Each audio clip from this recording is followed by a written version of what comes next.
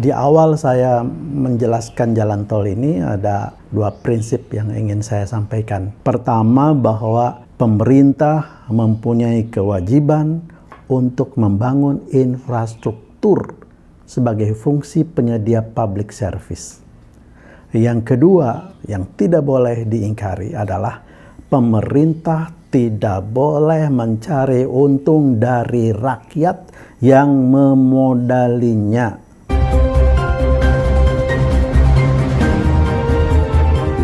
Welcome to your channel, Cross Cultural Institute, berdiri tegak di tengah. Assalamualaikum warahmatullahi wabarakatuh. Bincang-bincang santai yang ingin saya kupas pada kesempatan ini adalah ini yang sedang hot ya, bahwa jalan tol yang dibangun dengan biaya 10T tapi kemudian dijual 2T. Ya, ini kan luar biasa ya. Saya tidak mengerti bagaimana hitung-hitungannya ya. Tapi terlepas dari itu semua, saya ingin kembalikan lagi kepada format awal berdirinya sebuah negara.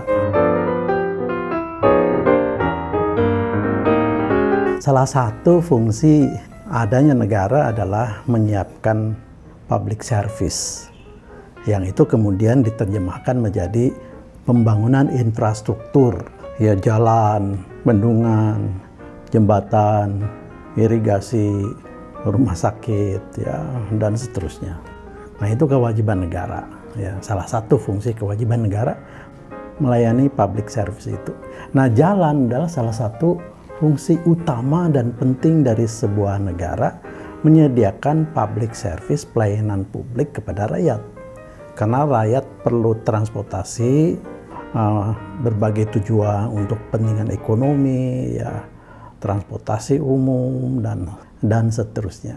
Nah, kemudian ada berbagai macam tipe jalan, yaitu apa yang disebut dengan jalan konvensional yang biasa kita lalui tanpa harus kita membayar, dan ada jalan tol yang kita harus membayar. Ya, kita maklumi yang namanya juga jalan tol, artinya jalan yang harus membayar.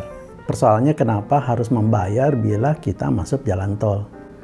Nah, kita memaklumi bahwa pembangunan jalan tol itu memang tidak murah ya, dan mahal sekali. Seperti tadi 10T itu padahal hanya berapa kilo.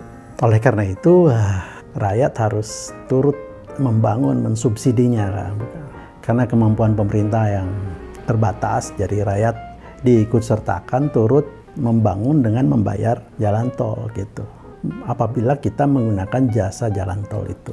Persoalan kemudian adalah itu tadi, kembali bahwa pemerintah adalah sebagai penyedia public service.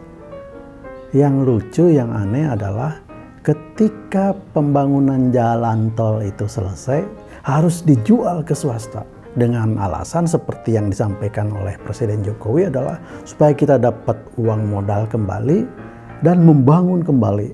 Ya, walaupun modalnya 10T dijual 2T, saya tidak mengerti dari perspektif itu. Tetapi pikiran seperti Presiden Jokowi ketika jalan tol itu selesai kemudian harus cepat-cepat segera dijual supaya kita dapat modal, supaya pemerintah dapat uang kembali kemudian membangun lagi. Nah, ini pikiran yang harus dilawan oleh kita, ya. Karena pikiran seorang presiden selaku kepala negara itu tidak boleh seperti itu. Tidak boleh seperti pedagang. Ya, kenapa? Karena ini uang rakyat, ya, dibangunkan untuk rakyat, dijual untuk keuntungan swasta. Akhirnya kan begitu.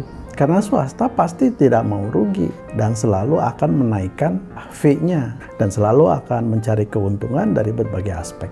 Dan kemudian siapa yang rugi? Ya, rakyat sebagai pengguna gitu. Jadi pada satu sisi pemerintah sebagai penyedia public service itu melenceng dari tujuan mulianya, yaitu dengan berbagi kepada swasta yang konotasinya adalah mencari untung. Kenapa mencari untung? Sebab selama ini pemerintah tidak mengatur secara ketat, ya, pembelian jalan tol itu yang pro kepada rakyat. Nah, ada contoh yang baik. Misalnya Tol Raja Mandala, dulu kan dibangun hanya berapa kilometer itu, tapi terasa manfaatnya jauh lebih banyak. Sehingga orang mau membayar. Kalau dari Bandung mau ke Cianjur, itu dulu itu harus belok ke kiri ya, pakai Raja Mandala jalan lama, ya itu jalannya naik turun ya, jembatannya juga udah tua dan cukup panjang, cukup jauh. Nah sekarang dengan shortcut jalan tol Raja Mandala yang dibangun pada waktu era Pak Harto itu jauh lebih cepat, lebih bagus, lebih nyaman ya, dan lebih murah, lebih efisien. Tapi kemudian beberapa tahun kemudian jalan tol itu kemudian dibebaskan dari kewajiban membayar. Ketika saya tanyakan kenapa ini dibebaskan? Karena memang modalnya sudah break even point, sudah kembali lagi ke negara dan kemudian rakyat menikmatinya. Nah itu adalah prinsip bernegara. Pemerintah menyediakan public service, tidak mencari keuntungan. Di awal saya menjelaskan jalan tol ini ada dua prinsip yang ingin saya sampaikan. Pertama, bahwa pemerintah mempunyai kewajiban untuk membangun infrastruktur sebagai fungsi penyedia public service. Yang kedua, yang tidak boleh diingkari adalah pemerintah tidak boleh mencari untung dari rakyat yang memodalinya. Tuh, kekeliruan pikiran Presiden Jokowi itu ya, bahwa jalan tol yang sudah selesai dibangun segera dijual supaya dapat modal dan kemudian membangun jalan tol lagi. Itu yang saya ingin kritisi sebagai sesuatu yang keliru. Saudara, untuk mengurangi beban utang yang menggunung, perusahaan BUMN Konstruksi Waskita Karya menargetkan melakukan divestasi alias menjual 9 ruas jalan tol pada tahun ini. Total nilai yang diharapkan dari penjualan mencapai 10 triliun rupiah. Nah sebenarnya Waskita menghitung jika seluruh rencana divestasi berhasil dieksekusi, maka utang perusahaan bisa berkurang sampai dengan 20 triliun rupiah. Ya tambah keliru lagi ketika kita membangun jalan tol dengan dana 10 triliun lebih dan dijual ya 2 triliun lebih. Ini kan pertama melanggar azas yang salah tadi ya, bahwa pemerintah sebagai penyedia public service ya. Yang kedua, keliru dengan pikiran Jokowi sendiri yang tadinya ingin mendapatkan modal kembali malah rugi.